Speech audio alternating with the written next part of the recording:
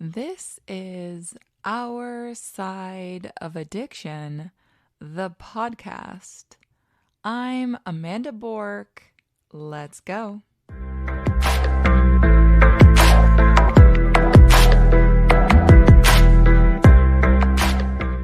Good day to you. Hoping you are well, feeling well, doing well, thinking well. I'm here.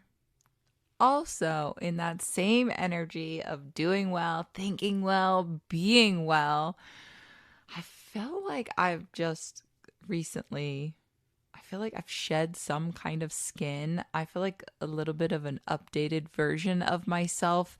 I've changed a little bit how I'm dressing. I cut a lot of hair.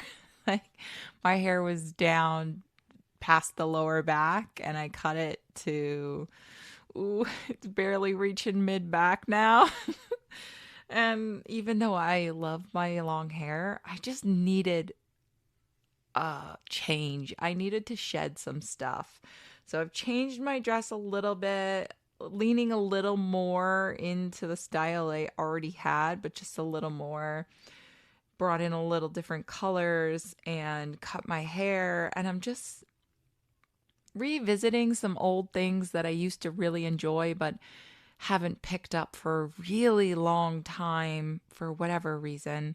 And I'm reacquainting myself with some familiar pleasures. And I'm feeling good.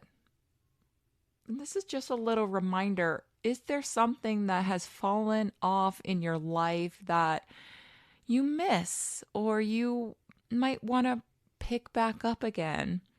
Or see if you still like doing that thing, because it fell away and you don't know what happened and life progressed.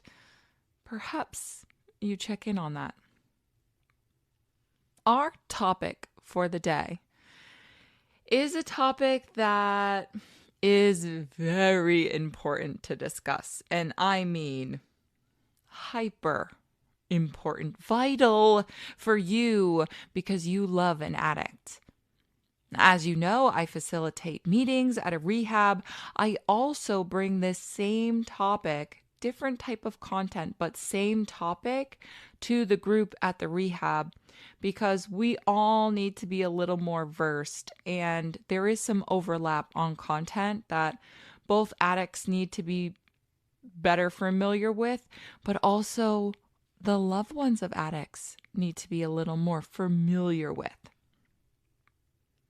You already know what we're talking about because you clicked here, babes. You know it. We are talking about family sabotage. I love this topic so much. And I also understand how sensitive we can be to this topic. Why would I sabotage my loved one? Who would ever do that? That's an insane thing to say or think or accuse me of. Yet, I see it a lot. I see it at the rehab, family sabotaging their loved ones who are in recovery. I see it with new stage recovery. I see it with long-term stage recovery, which is a year or more. And I also see it in my passion work, my true heart's desire work, when I support the loved ones of addicts. As you know, Kinley Society is where we do that. We have a whole community over there, and I've got content and courses, and we've got group meetings, Q&A sessions. We got all kind of cool stuff over there. Maybe I'll leave a link if you're interested in joining our community. I see it a lot. And it's so prevalent that there are books written about it. It's not something I'm making up or accusing you of. There's a whole bunch of content out here floating around that this happens, and it happens a lot. Not because you're a bad person, not because you hate them or you want them to fail, you want them to relapse. It's none of that. why it's so tricky is that sabotage, almost majority of the time, is subconscious. And even if you have a little awareness of what you're doing, it's the minority. And as you know, majority rules over here. So the majority that's in the subconscious is going to win out over the minority in the awareness zone. It's very much unintentional. And we're going to talk about that, where it actually comes from. Prefacing this, my loved ones of addicts, my heart is always and forever with you. I'm always and forever in your corner, above everything else, because I've been there. I know what it feels like to love an addict. I know the struggle. I know the exhaustion, the trauma, the heartbreak, the confusion, the terror, sleepless nights. You can't eat for days, a week, sick to the stomach. I know how you feel, and that's why I'm always on your side. I know it's not intentional, and nothing here ever is shame or blame or guilt. None of that. Over here, we're about conversation. I bring you topics and content that you actually need. Not over here trying to ruffle your feathers, but sometimes that happens. Look, sometimes I'm going to say stuff you don't like. Doesn't mean I'm going to stop saying it. Doesn't mean it's not true just because you don't like it. Also doesn't mean you won't eventually, on your own time, come to realize maybe there's some truth in that. Maybe I need to explore that. It's on your own timeline, though. And this is difficult, but I'm here with you, and that's what we talk about. That's the best journey that you'll ever make in communication wise. Leveling up any type of communication is, are you willing to have tough conversation? Hearing it, speaking it, engaging with it. That's a true sign that you're pretty good at communication. If you're able, or at the very least, willing to go there. And you are, because we're together right now. Ultimately, you're doing the best that you can. You're overwhelmed. You're in survival mode. This is one of the worst things that can or will ever happen to you. You're doing the best you can. Now, sabotage comes in not because you want destruction, not because you're malice or you don't care. None of that is true. Instead, I proposition you with this. It's an unhealthy pattern. Look, none of us are healthy in every aspect, but I will say this is a very unhealthy pattern or tendency that has roots. What exactly is sabotage, Amanda? You're talking about family sabotage. What is that? Well, this happens, again, intentionally or unintentionally, consciously or subconsciously. It's when we're engaging in behaviors that interfere with accountability, treatment, emotional growth, boundaries, independence, or long-term recovery. Families might sabotage just the opportunity for an addict to get recovery, or the recovery process itself. I hear this a lot at the rehab. There was one gentleman in particular. He called his wife. Now, they were already in an unhealthy dynamic. There was definitely codependency in this relationship. He called his wife just to check in and say hi. He's at rehab first 90 days of rehab, and the wife is complaining. The air conditioning stopped working. The guy who cuts the yard didn't come. I'm having problems with my car. I don't know what to do. Kids are acting up. And you might be saying to yourself, that's her husband. She's allowed to vent. She's allowed to tell her husband what's going on. She's allowed to make her husband aware of problems that are currently going on in the house. She needs her husband. Who else is she supposed to say these things to, Amanda? Maybe in some context you're right. Under normal circumstance, yeah, who are you supposed to say that to? Your husband.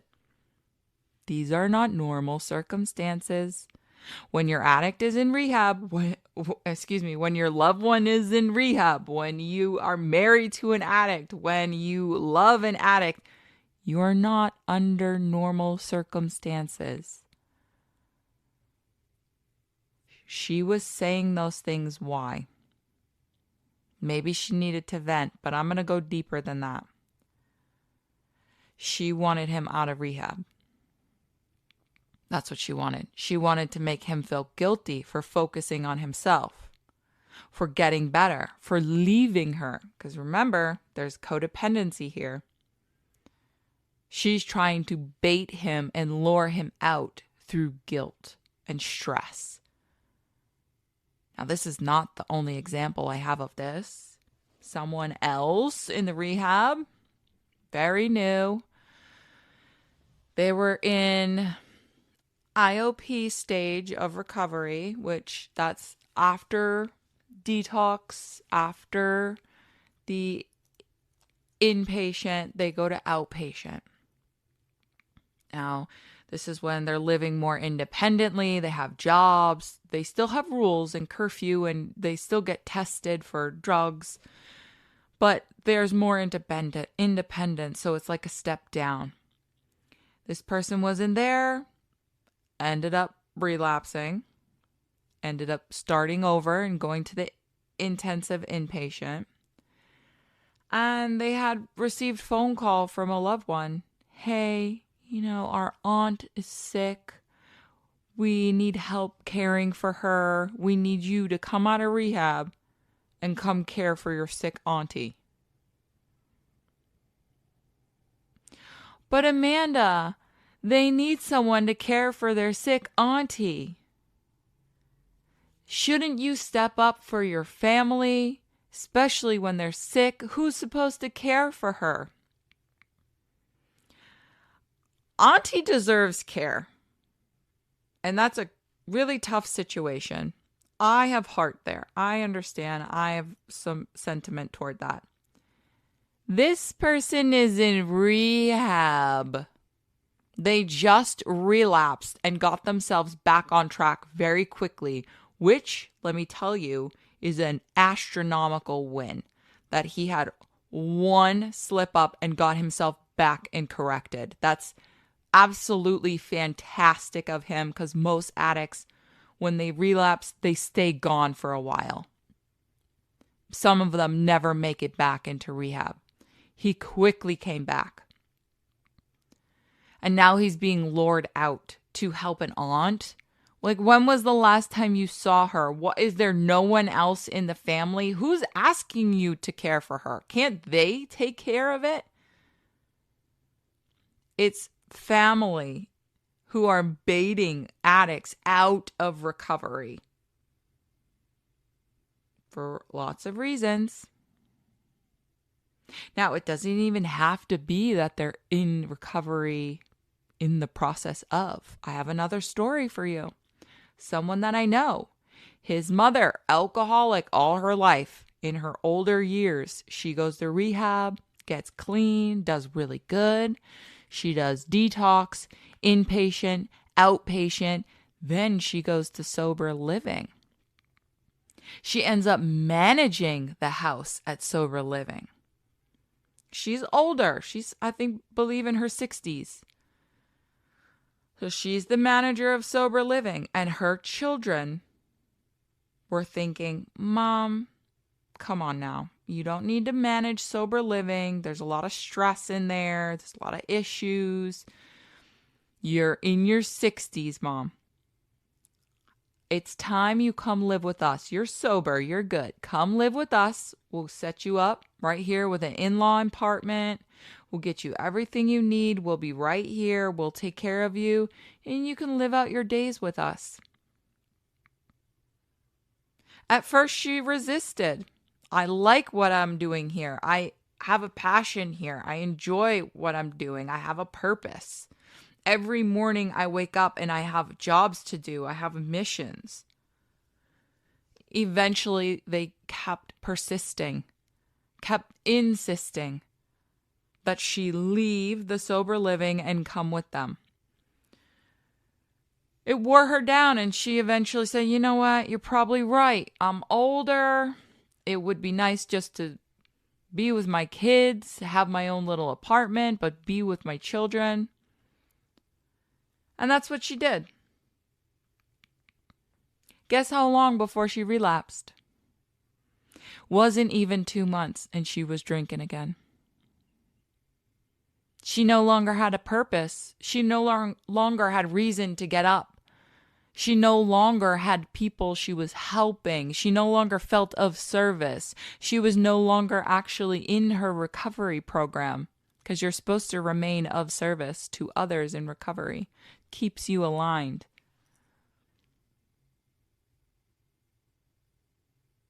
The family thought they were doing a good thing. They thought they knew better. They thought that was the best thing for Mom. Was the worst thing for Mom. That's what it was. And was that intentional sabotage? No. Were they coming from a good place? Yes.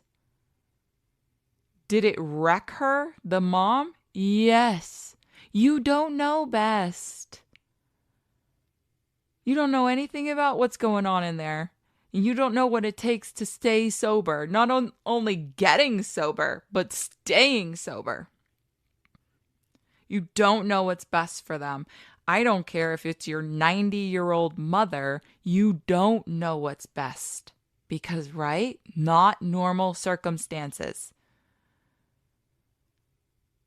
Those are just some examples. I also read a book. Forgive me, I don't know the name of it.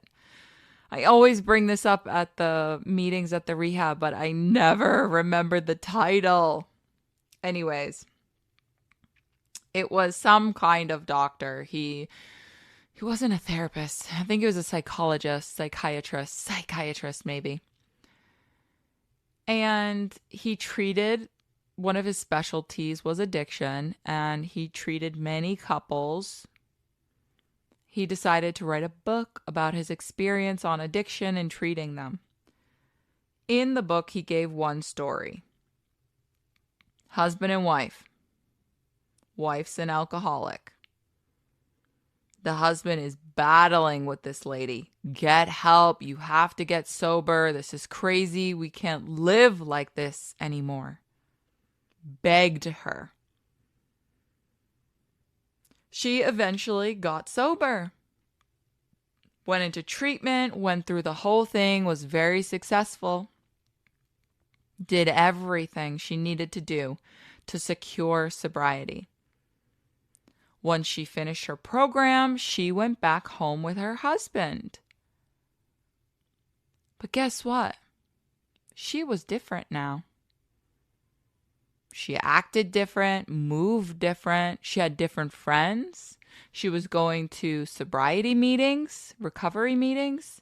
She was meeting up with sober people and doing sober events. She was volunteering with AA. She had a whole new life without him. She was no longer in the house. Even if she was sloppy in the house before, she was no longer in that house, and the husband hated it. Hated it. Because you know what he signed up for? He signed up for the same wife, same situation, same circumstances, minus the drinking. Just make that drinking go away. Keep everything the same. That's why I'm saying you don't understand. Doesn't work that way. Can't work that way. Everything about an addict's life has to change, including all of their relationship dynamics. All of them. It's very drastic. Absolutely necessary. There's no circumstance in which it can happen any other way. The husband didn't know this and didn't sign up for that. He wants his wife in the house, cooking dinner. He wants to know where she is. He doesn't want her out with friends and meetings and volunteering. He doesn't want any of that. He just wanted the alcohol gone. But that's not how it happened. Guess what he did? Sabotaged. Started bringing alcohol in the house. Maybe have one beer and put it in the fridge. Started asking her to run to the store and grab him a 6-pack of beer. He started hiding alcohol in her old hiding spots. Guess what happened? You probably know what happened, right? She relapsed. And for him, he saw this junction. I can either have my wife sober and completely different, living a different life, a lot of it without me, or I can have my wife how she used to be and drunk and just put up with that same drunk shit. He preferred the drunk version of her because for him, that was best. For him, that was easiest. If that's my choice, then fine, I'll put up with the alcohol. I'm not saying the husband is bad. I'm not saying you've ever done that. Maybe you have. Maybe you've seen it done. But it's so common. Now, what are some other ways this can look? It can look like enabling. That is how you're sabotaging them. That's why I always say the enabler is the assistant to the addiction. Enabling is a form of sabotage of recovery. Could look like rescuing, minimizing, undermining treatment. I see this and hear about this a lot. AA, NA, what do you go to meetings? What are you better than that? What are you better than us? Oh, what are you suddenly healthy? Oh, yeah, you and I shot up together. You and I nodded out. You and I sold drugs together. And now you're better than me? Now you're nerdy? And you got like this office job? Who do you think you are? That's undermining their progress and their treatment and their recovery. I see that one a lot. And it can also be encouraging dependency. With you rescuing, not you, but someone. Someone's rescuing an addict, shielding from consequence, enabling. You're creating dependency. If you supply them with all the food that they need, pay their bills, bail them out of jail, they're now dependent on you. You don't think that's what you're doing, but that's exactly what you're doing. It can also look like emotional manipulation. I gave some examples of that. Making someone feel guilty for being in recovery. Making someone feel like they have an obligation to leave and come help at the house. Could look like controlling behaviors. Denial. Or sabotaging boundaries. Say your loved one is in recovery, and we talk about it a lot, boundaries in there, and they start implementing some boundaries with you, you're not gonna like it. It's gonna ruffle your feathers. You think I'm over here ruffling them? They are gonna be ruffling so much, they start plucking them feathers out. You're gonna be agitated. And you're gonna sabotage them. And maybe it's a little payback because maybe when they were in their addiction, you tried boundaries with them and they manipulated you. So now it's your turn to manipulate them. I couldn't have boundaries with you when you were addicted, and now you're sober. You think you're going to have boundaries with me? Ha! No, you are not. Again, we're not coming from this place because we're evil or because we hate them. We have roots in our side. A lot of it could be retaliation. Again, subconscious things happening here. Could be fear. Hey, with that husband, I didn't sign up for all those other changes. I don't really want that, actually.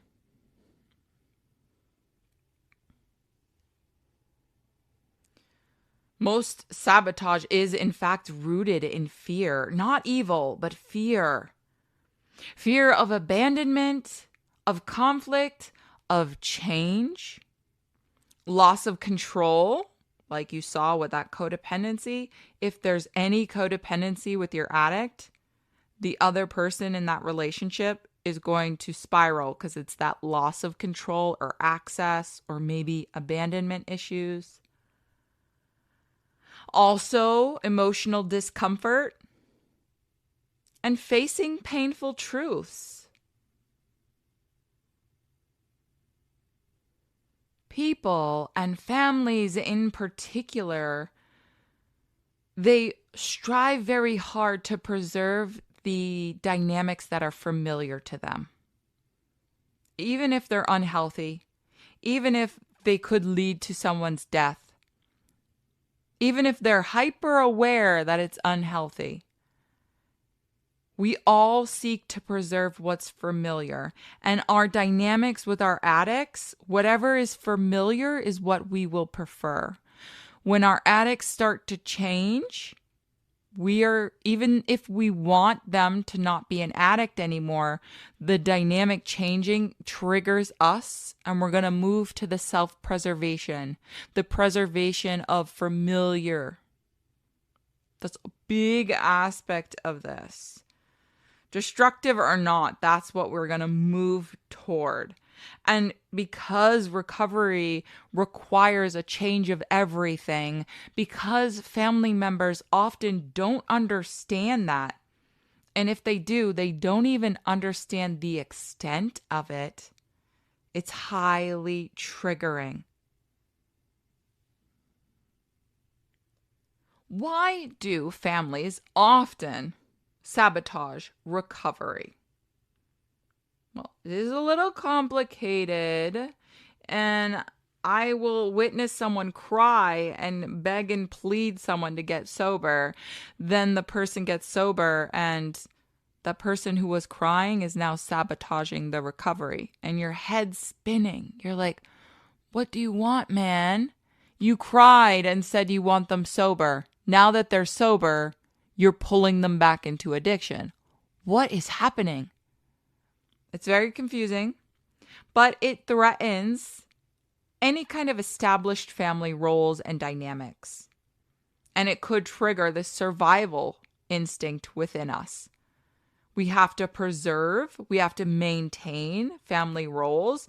My role is dependent on yours. I need you the same, minus addiction, but everything else I need the same so that we can continue our dynamic the same. Because I don't want to change.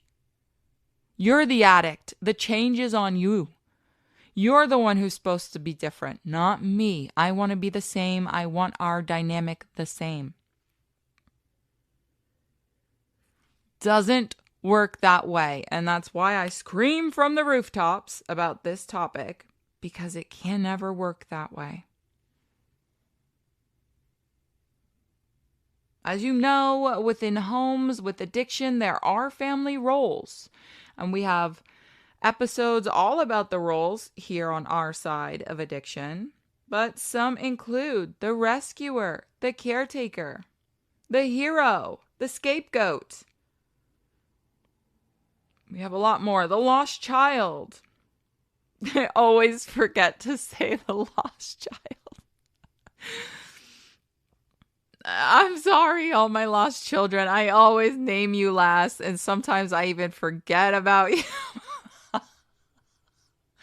You just can't catch a break, my lovies. I'm so sorry. But if dysfunctional roles are adapted to survive in homes with addiction. Say I'm the caretaker, okay, and you're the addict. And suddenly you're no longer the addict. Well, what happens to me? I'm your caregiver. Who am I supposed to give care? Who am I supposed to pick up after? Whose messes am I supposed to fix if you're not playing your part so I can play my part? It's distressing to people. Even though this is an unhealthy dynamic, it's distressing. And it's also a conflict of my identity. My whole essence is wrapped up in being a caregiver. And you're not playing the game. So what am I supposed to do? See how distressing that is? And because of that, what's our path of least resistance? Because you know your brain wants least resistance. Your brain is always moving you to least resistance. You are going to sabotage them. You are gonna play the game. Because I need this role. This is my identity. This is who I am. This gives me purpose. I'm going to force you back into the game. You see how that wasn't about the addict at all? It was about me, right? My crisis, my identity, me sustaining what I have always sustained. And forcing people to play my game so I don't have to change. It's gritty. We got some gritty sandpaper. Look, I don't know the numbers about sandpaper. I feel like, is it the higher number, the more grit, or the lower number, the more grit? I can never remember that.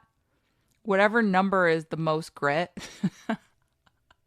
That's what we're doing right now. That's the type of sandpaper we got. I know the tan ones, they seem to be softer. So maybe we're like one of the dark gritty sheets right now. Recovery requires change from everyone. If your loved one is going to be successful in recovery, and if your relationship is going to sustain into their recovery, you also have to participate in change. I know it's kind of bullshit. Like, it's their issue, their problem, their drama. They've dumped all this baggage onto you. They've traumatized you. They've drained your savings account. They've called in all your favors. They have you up late at night wondering if they're alive. And now you gotta fucking change? I know. Trust me. With my whole chest, I know. But that's the only way it can happen. If you want to maintain a relationship with them, and you also, truly also want them sober, you gotta change. We gotta play our part. That's why, what do we call the podcast? Our Side of Addiction. We're talking about what we got to do on this side. And it is work. And it is change. And it is elevating who we are. It is obtaining new skills. It is getting strategic. They dumped all this shit onto you. And it's more stuff that you got to figure out and navigate and change. That's just what we've been dealt. And I'm here to make sure that you're successful in this. That's what I want in my heart, is for you to be successful. Now, what exactly are you going to have to change? Wow. We talk about this a lot, but you're going to have to alter how you engage with them. Your boundaries. You're going to have to stop rescuing them. You're going to have to allow them to take responsibility and accountability for themselves.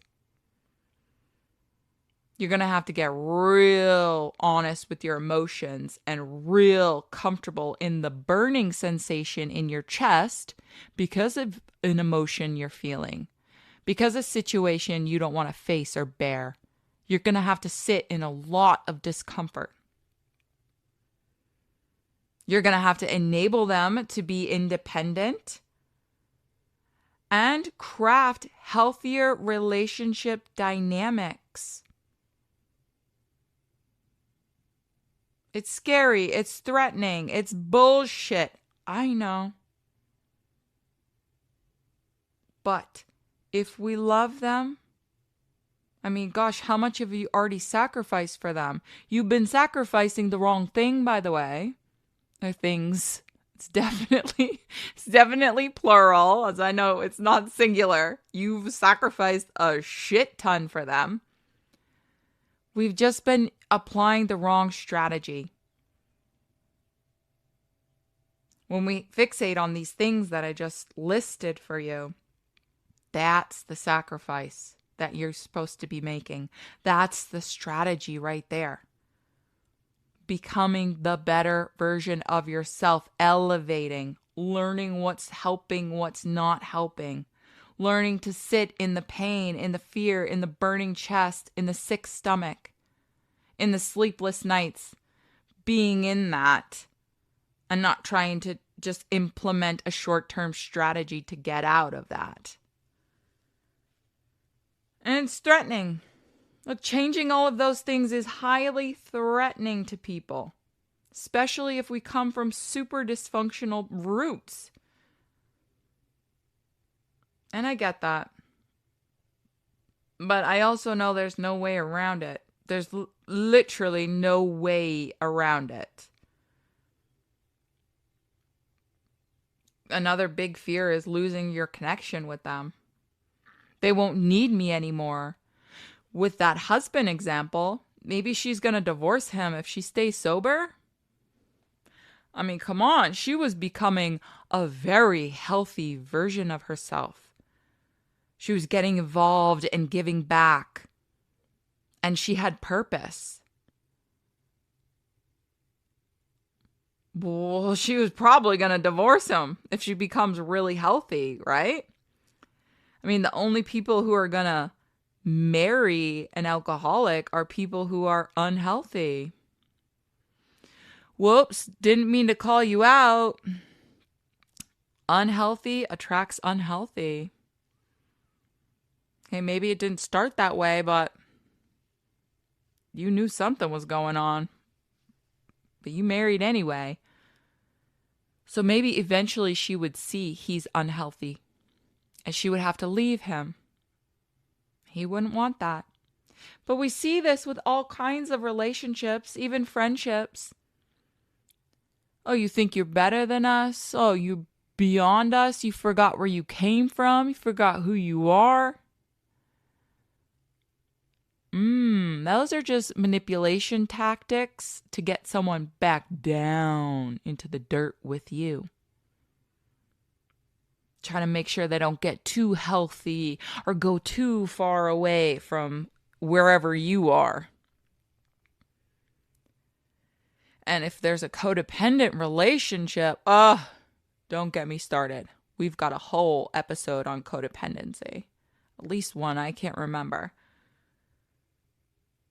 Then you're really not leaving me, right? You're really not getting better. Because you can't leave me. This connection cannot be lost. It feels safer for us to have more control over the dynamic when our addicts are still addicted. Because when they're not and they're healthy, they're doing their thing, they have goals, they're being productive. If you're not used to that, that's threatening and scary. And that could mean the end of your relationship. So you're going to claw back in and sabotage them so that they don't leave. Almost always, this is happening subconsciously. So you're not intentionally with forethought, I'm going to bring them back down here with me. No, it's happening behind the scenes. That's why it's a little tricky. I want us to give some examples of sabotaging, particularly the chance for recovery. Because we're talking a little bit about people in recovery. What happens is before? How is this occurring? Well, minimizing the addiction is one way. It's not that bad. Everybody drinks. Everybody smokes weed. At least they still have a job. You're overreacting. I'm overreacting. I told you guys this story of when I found out my sister had an addiction. Now, I was living overseas for 5 years, so I didn't know anything that was going on. But my sister and I's mother was right there in the same, I don't know, not the same town. They were like 20 minutes away from each other. And I broke the news. I flew back to America and I found out what was going on and I broke the news to our mother. And one thing she said that will never leave my head is I thought she was just smoking weed. She was shooting heroin, by the way, for over a decade. At this point, it was probably 6 years, at least 6 years she was shooting heroin. Your kid is shooting heroin for 6 years, and for this whole time, you think it was just weed? Come on.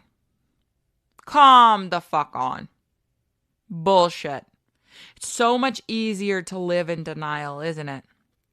Oh, it's just weed. Oh, she's just disheveled. Oh, she just wears sweatshirts in the summertime. Come on. I'm not a person who can live in denial too much. I mean, I'm sure in certain aspects I do. But under certain other things, no fucking way. I'm not going to play dumb. And I have a really hard time with people who play dumb, especially when it comes to addiction, because it's deadly. It's not just playing dumb on a little minute thing that's not, maybe has an impact, maybe doesn't. It's fucking life or death.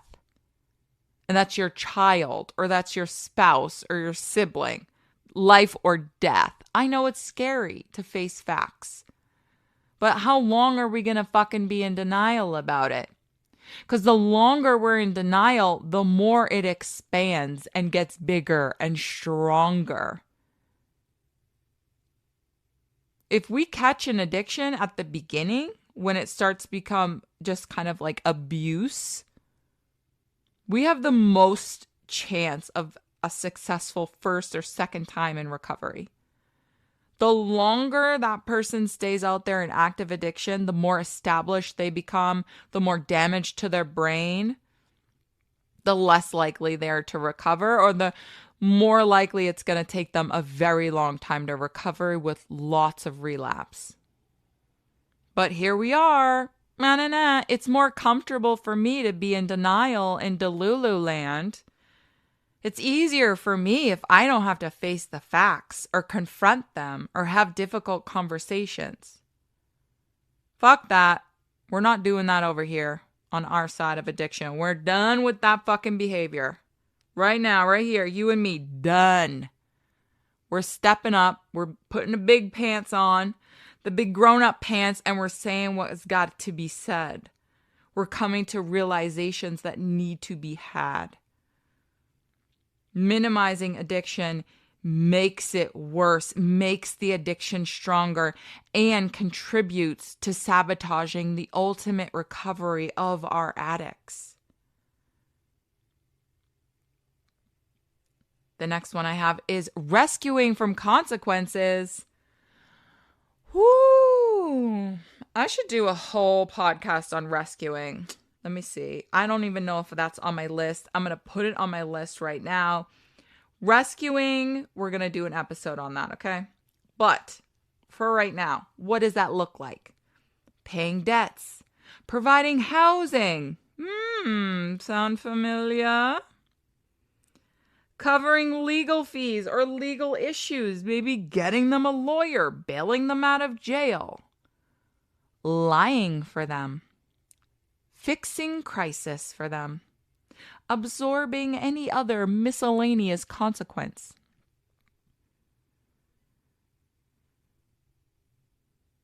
Any type of rescuing, any type of assistance so that they avoid consequence is sabotaging them. You think the opposite. I'm reading your mind right now. Hold on. Yes, you think I'm wrong because shielding them is the right thing to do because they're in a weakened state. And you should shield your loved one because they're sick right now and they just need some help right now. And that's how you can help them, making it less stressful. Get it out of your head because that's wrong. It's wrong.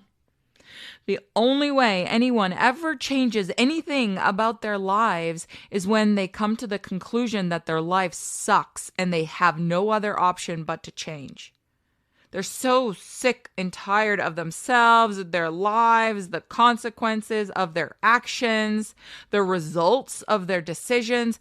They're so tired of it that they are in a corner. And they realize, I have to change.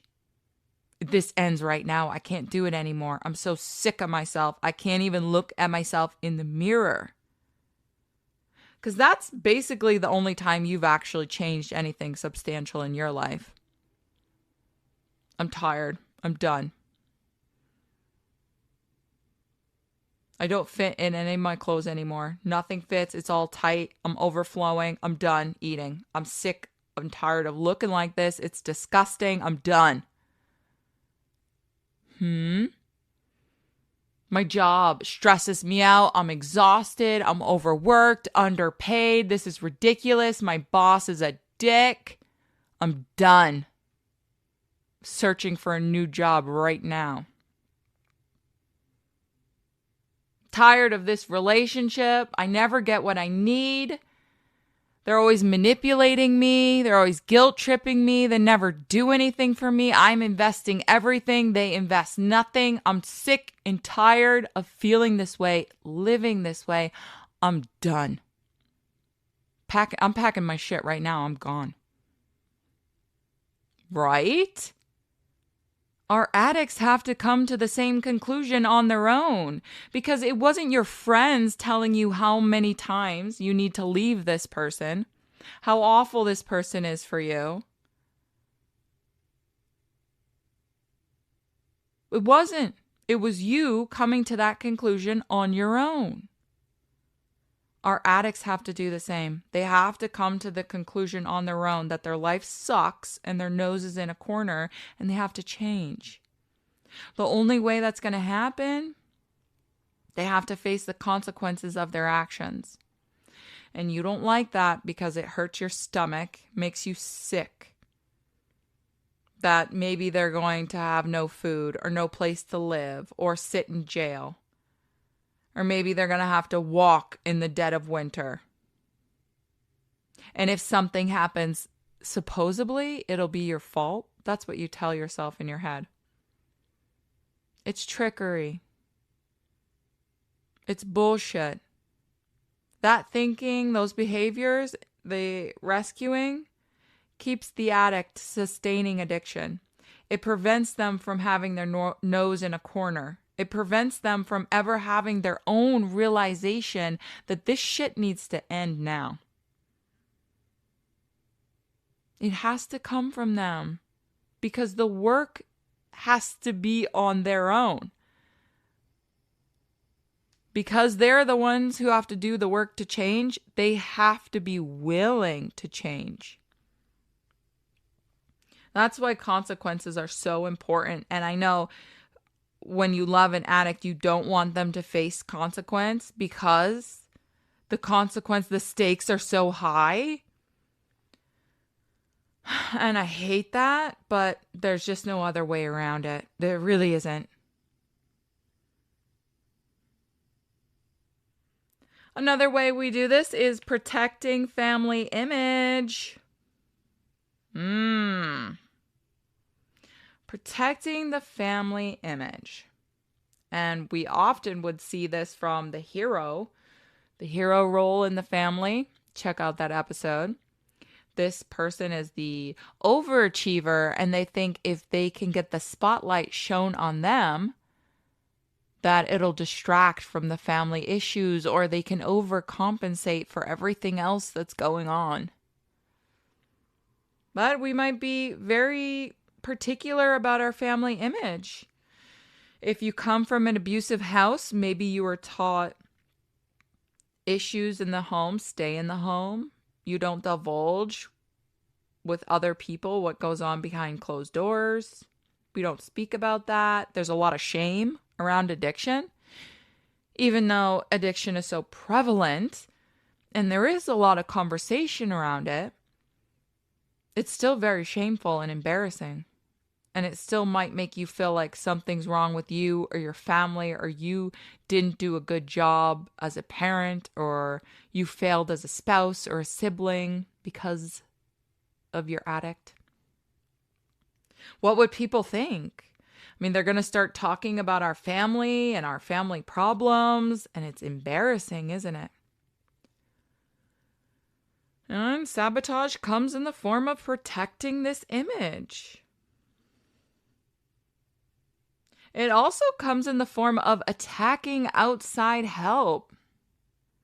Therapists, recovery programs, sponsors, support groups, treatment professionals. Maybe you're undermining them or attacking them.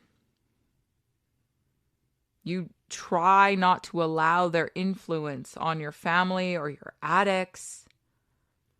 This outside influence might feel threatening to the family's control of the unit, the family's emotional control of the situation, the family roles, like we were talking about earlier.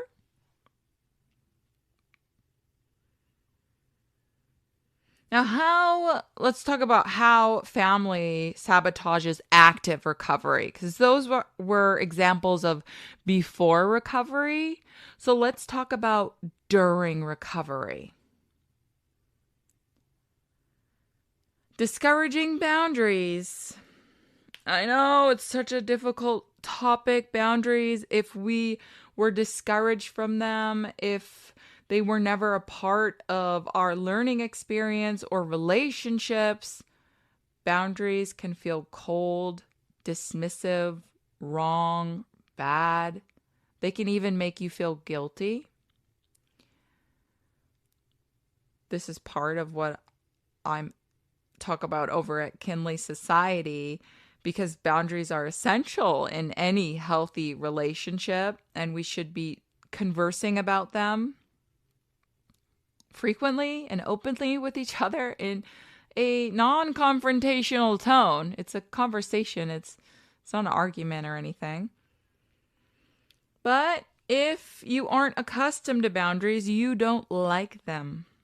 And if your loved one comes from recovery, because they're taught about boundaries very deeply in there, and they're going to come out and they're going to assert boundaries around you and your relationship, and you're not going to like it, you might try to discourage any change.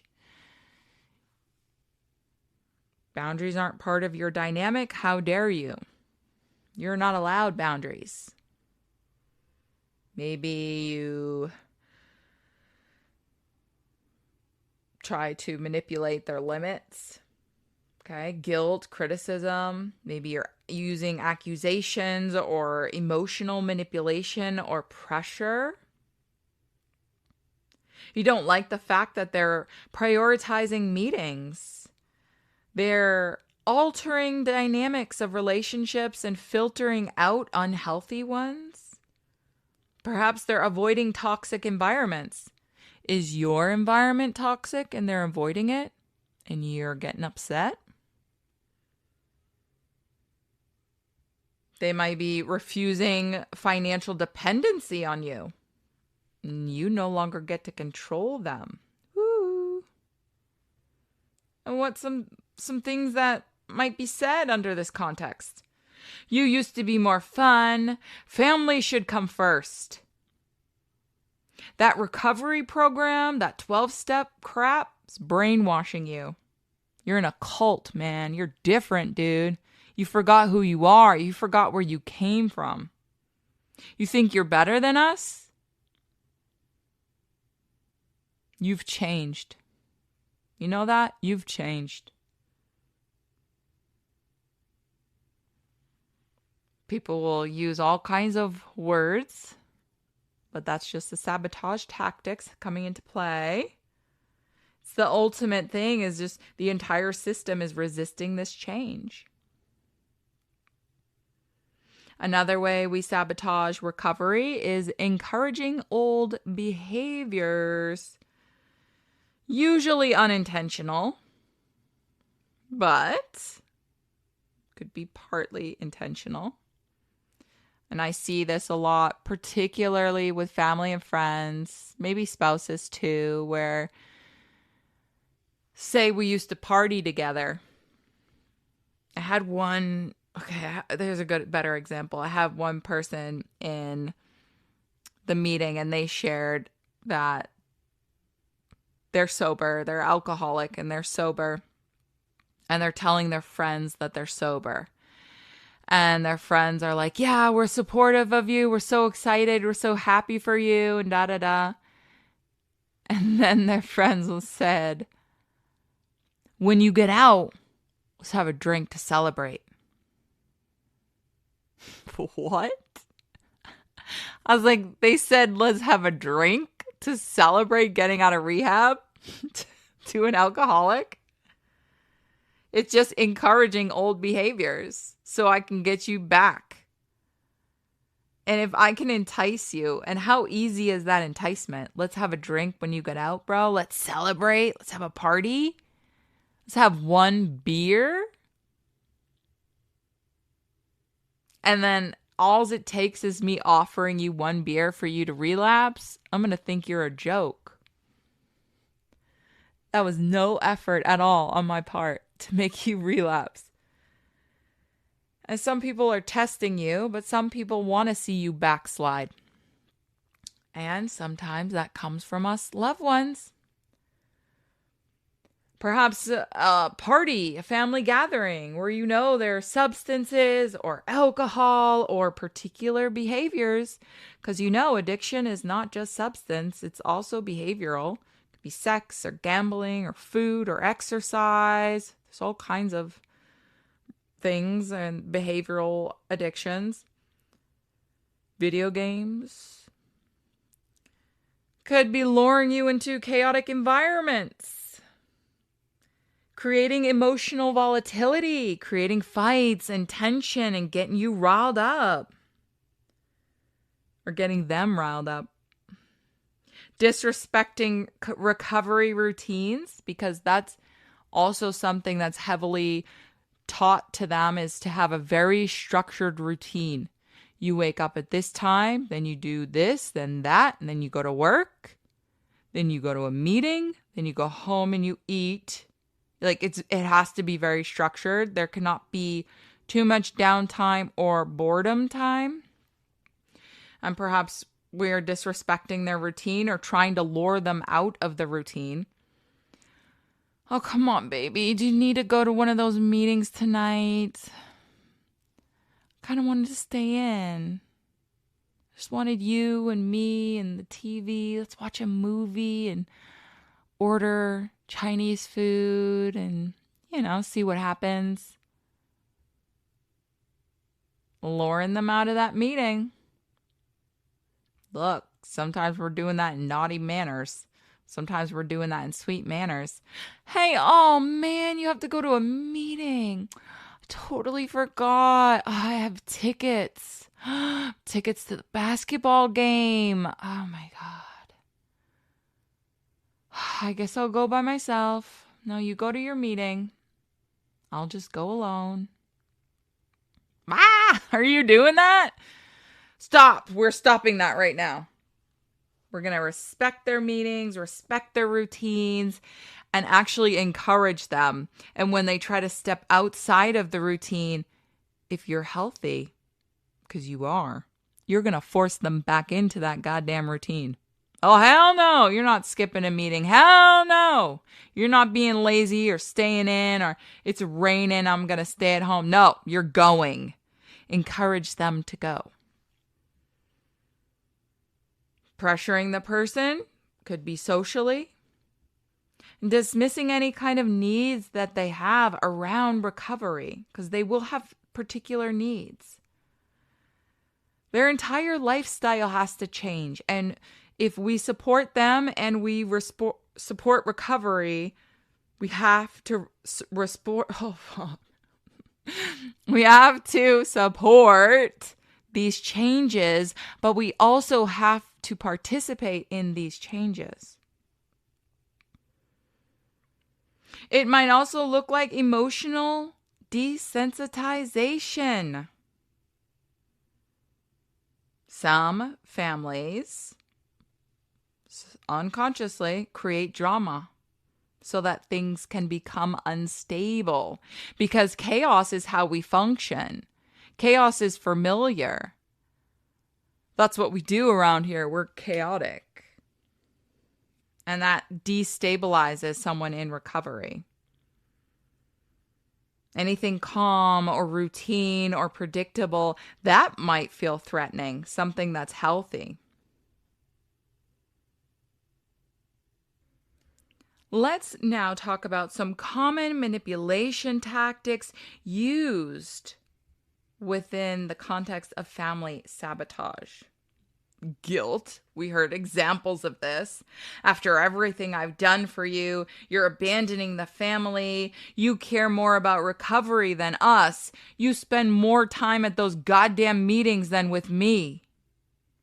Making them feel guilty. Emotional dependence. You needing constant reassurance. You demanding emotional caretaking. You trying to be over-involved, over-engaged in their new life. You excessively monitoring them. That's creating dependence, and you're trying to also control and dictate things. This overwhelms you and them. And this is very saboteur, these behaviors. Another one is catastrophizing. Making small issues or small things really big. Like that example in the beginning I gave of the wife telling the husband, oh, the air conditioning doesn't work. Oh, the lawn guy didn't show up. I mean, who cares about any of that? She's trying to lure him out with a pile of issues. They're all small issues. Get a fucking fan and call another company to come out. Mow the lawn yourself, or call another company, or let it go a month. Who cares? Who cares? This catastrophizing that we do as loved ones creates anxiety and pressure and shame and maybe even hypervigilance. Control disguised as love, excessive monitoring, interrogating, trying to dictate or control schedules, demanding access to everything, trying to infiltrate their meetings. Look, I talk about that a lot. Don't ever go to a 12-step meeting with your addict, okay? That's their space. That's their therapy session. That's where they vent. That's where they connect. Don't ever go in there. But this over insertion, you're trying to control and dictate and trying to see what's happening over there.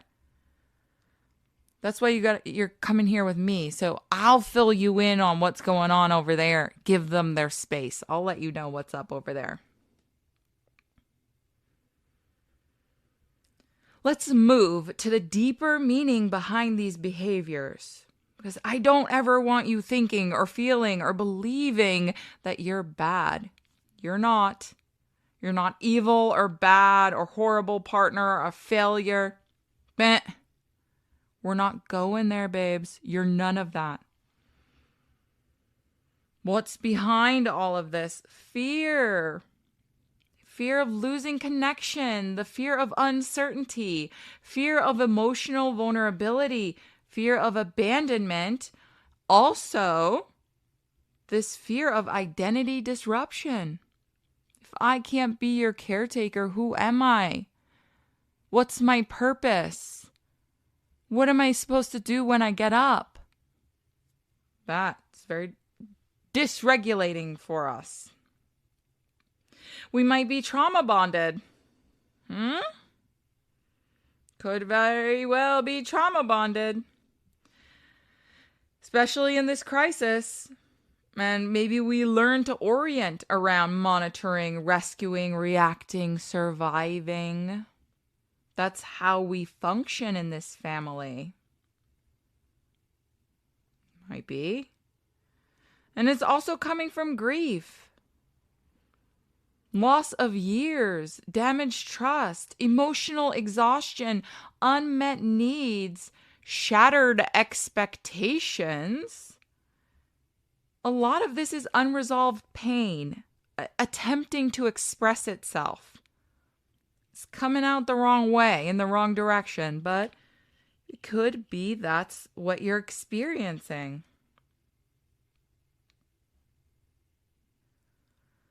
I've talked so much about family sabotage, but why exactly is it so harmful? It's detrimental. It is the difference, or can be the difference, between your addict getting into sobriety and not. And that might be very well life or death. I lost my sister to addiction, and I hope you haven't lost yours. I pray that you don't lose yours. It's the worst experience. The worst. And that's what I say. Like, there's nothing that can touch me now. There's no pain I could ever endure that would come close to that pain.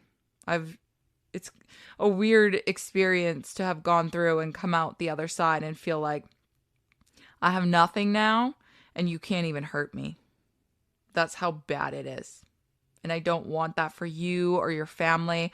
I want your loved one to recover. I want them to get to see what it's like to live a fulfilling and happy life. And I want you beside them.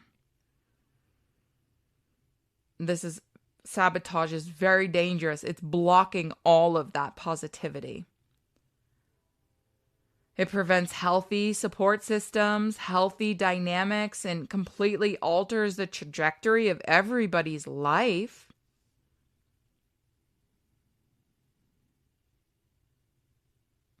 It makes recovery for the addict that much more difficult, that much more impossible. Under the most pristine conditions, it's so hard to recover from addiction. Under pristine condition. Now here we are, muddying the water and expecting them to be successful. It's very hard for our addicts. Sabotage can create a lot of shame, a lot of emotional overwhelm, helplessness, resentment, dependency, even vulnerability to relapse.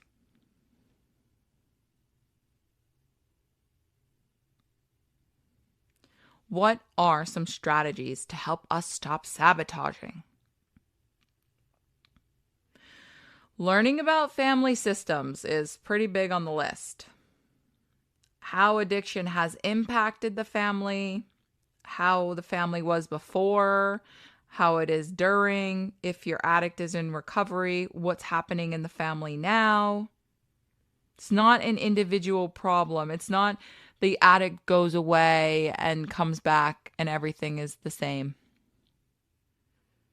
We want to learn about the family system and enhance our particular roles. We also want to practice self-awareness because a lot of this is coming from subconscious. We want to start being hyper aware of self and actions and thoughts. Am I helping or am I hurting?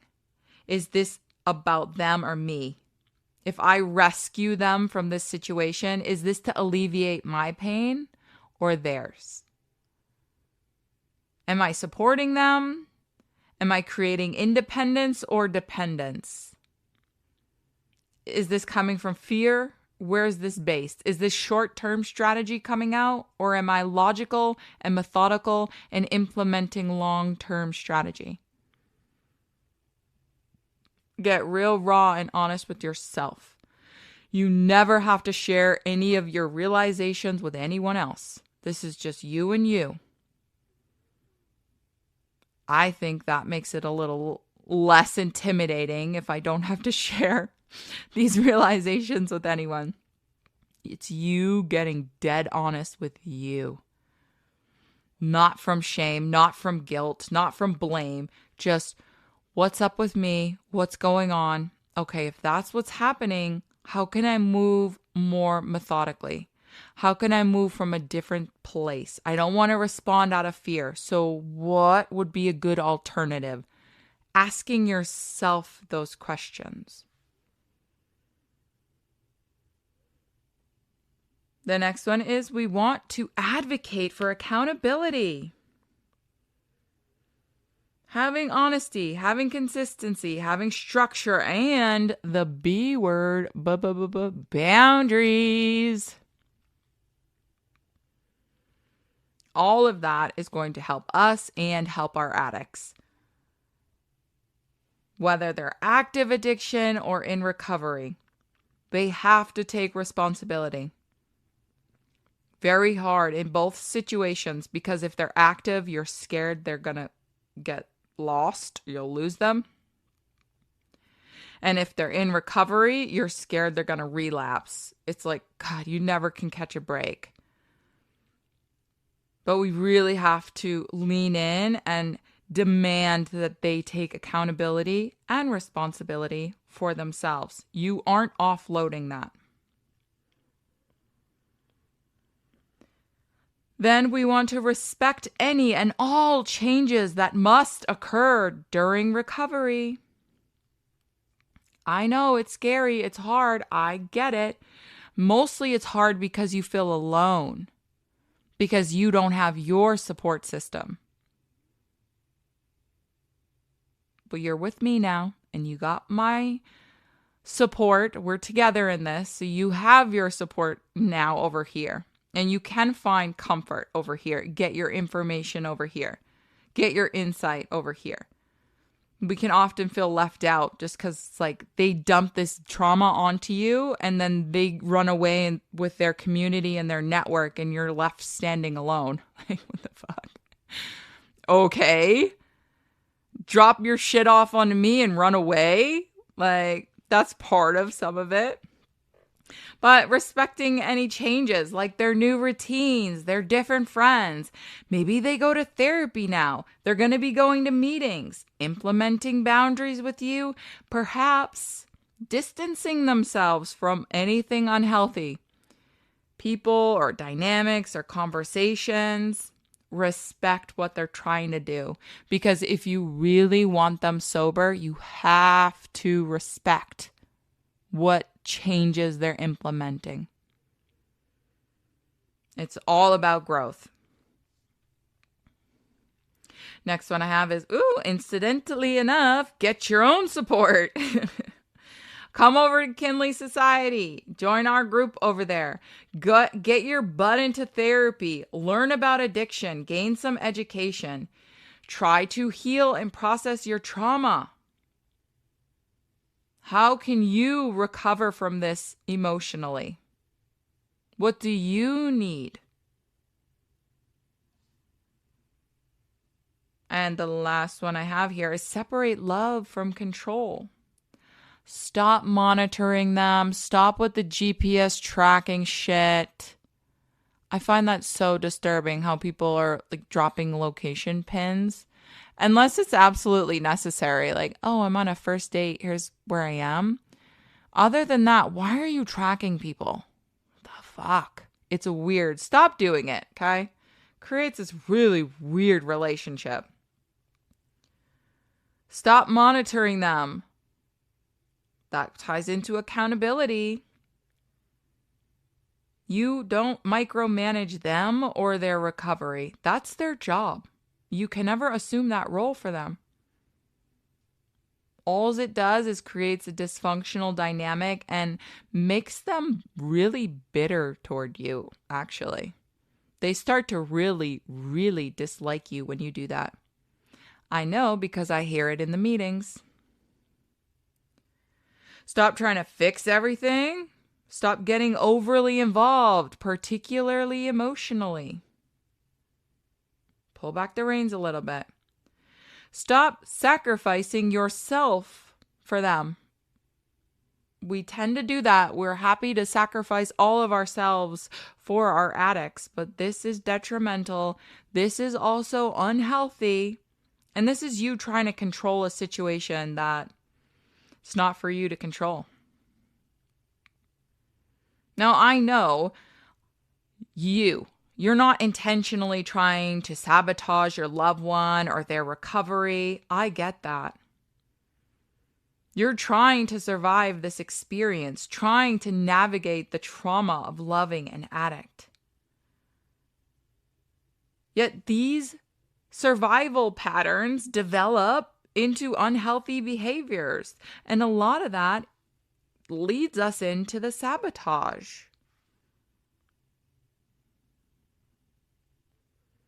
The goal is to transform our relationships, to enhance communication, to practice healthy boundaries, to solidify our own identities, and to function emotionally in healthy manners. It's vital. With that transformation, sometimes the most loving and healthy thing you can do is just to stop participating in unhealthy patterns or dynamics. Because from there, it's possible to, oops, gotcha. That's our episode on family sabotage. I had a great conversation with you. I know you gained a lot from this. Pass it along to anyone in your life who also needs to hear this, because the more we share, the more strong we get. And it's a numbers game here. We all want to rise up together, be heard, be seen, be validated together. Until the next episode, Huvasti.